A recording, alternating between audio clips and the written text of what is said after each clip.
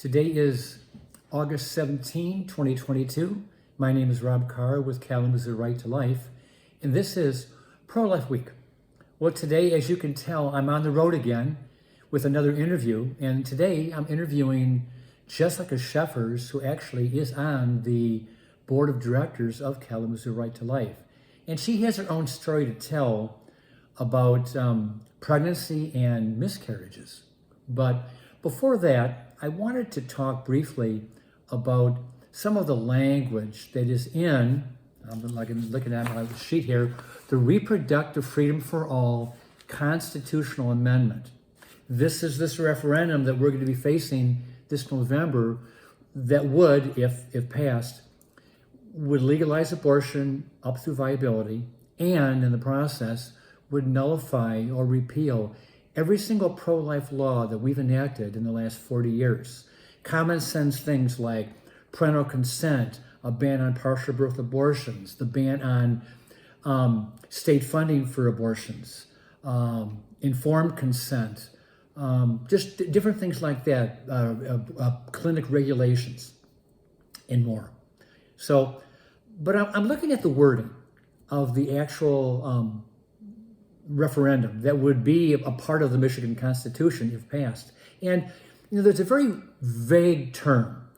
Sometimes the other side likes to sneak things under the rug, so to speak.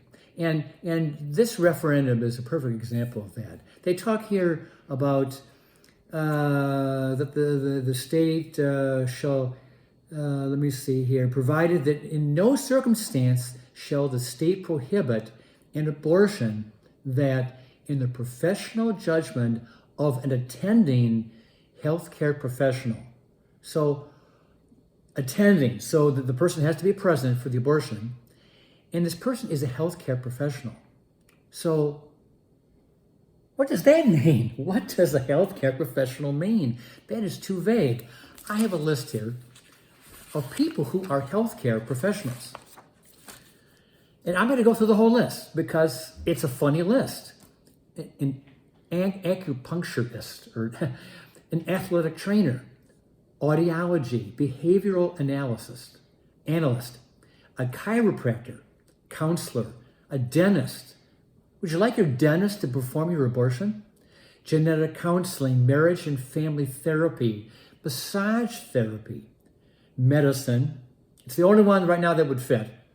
Midwifery, nursing, your RN could do your abortion, nursing home administrator, occupational therapy, optometry. Oh, he's going to check your eyes while he's doing your abortion.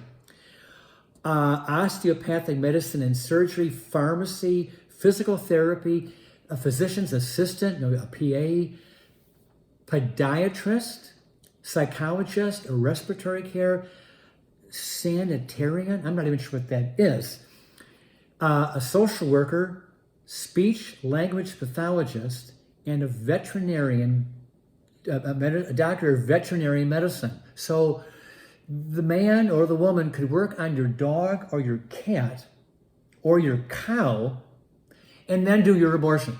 So that is how vague this is worded. A healthcare professional.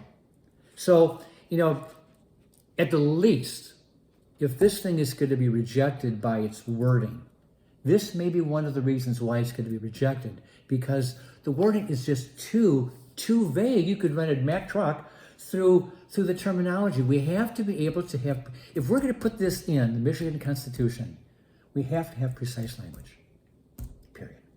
So, end of discussion on healthcare professional. Vote no on this thing if you have the opportunity to vote on it in November. Vote no. It's the only logical vote. So, to turn a corner, Jessica has had a story, like a long-standing issue of fertility issues. Mm-hmm. So you want to just briefly tell us some of that story? Sure, I can expand a little bit. Okay. Well, after my husband and I got married, we decided we wanted to try to have kids. And when we began trying, we quickly realized that there were some issues going on my end. So we immediately saw my OBGYN, who then quickly referred me to a fertility specialist. And it was fairly difficult to get pregnant with help. We had our first child, our daughter, Emmy, and then after that, I suffered a miscarriage. We then had my son, and then we had 2 more miscarriages, including a failed IVF also on top of those 2 miscarriages.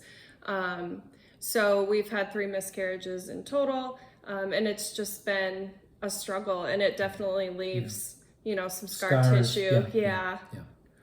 Mm-hmm. So the reason I wanted to bring you today for this interview is to talk about this disinformation or misinformation. I'm not sure exactly which word I want to use there, that the other side, the pro-abortion side, uses when they're looking at this post-Dobbs, post-Roe v. Wade era that we're living in. And they want to say that these conservatives, let's go back, Dobbs says that states now have the authority to either pass pro-life laws or pro-choice laws. It's going to be, if you live in California, it's going to be abortion through all 9 months. But if you live in Utah or Oklahoma or some conservative state, it might be very restrictive in a pro-life way.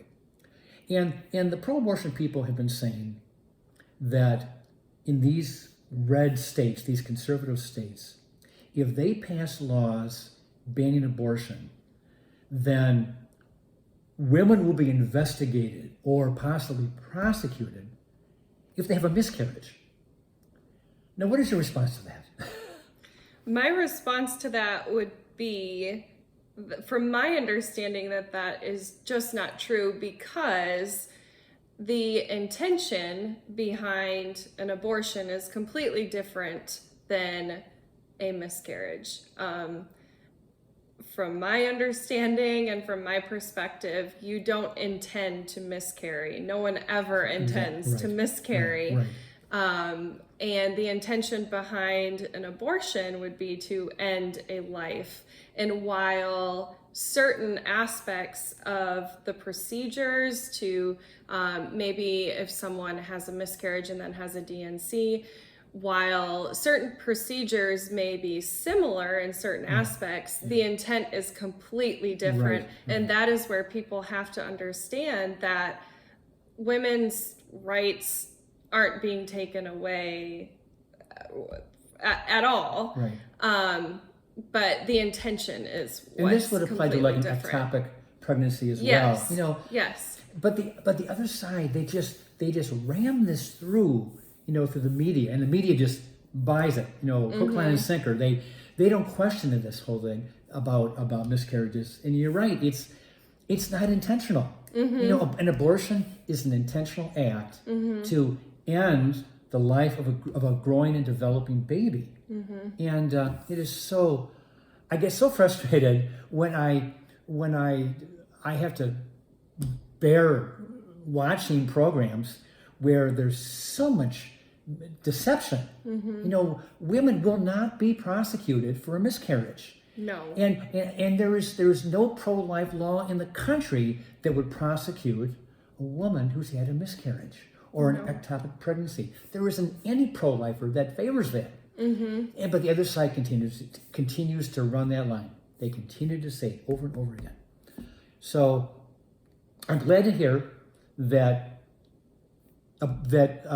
miscarriages are not going to be prosecuted in the state of Michigan.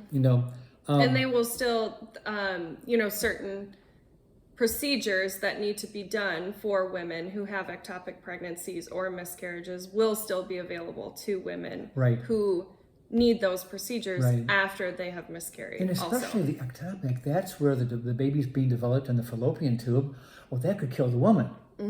If the baby got so large, the baby it's not viable. The mother may not be viable if she actually had a rupture, and so that's completely different. It's just not the same thing. It isn't the same thing because of the intent. Yes. Yeah, you're preserving a life perhaps but the baby's not viable. The baby would never survive in that fallopian tube. It would just not survive. So, I'm glad we're talking about this because, we're going to hear this over and over again from the other side as more and more states pass pro-life laws banning abortions like at a fetal heartbeat stage, at 6 weeks, which still permits abortions for the first 6 weeks. The Supreme Court never banned abortion. They just gave it back to the states. That's all they did. Correct, and that's more misinformation. Yeah. Around. Oh, the other side is cutting themselves. They're so upset that abortion is gone. Abortion is not gone. The states now have the authority to regulate it, and maybe it's going to be banned in some states, but other states it won't. But the states have the right to decide. With that, I'm going to end this interview. Jessica, thank you for coming. Actually, I'm the one that came because this is your home. This is not my home. I sit behind a stack of books in my study. But thank you again for taking the time to talk with us about the issue of miscarriage. Thank you so much for having me. Okay, and I will see everyone next time.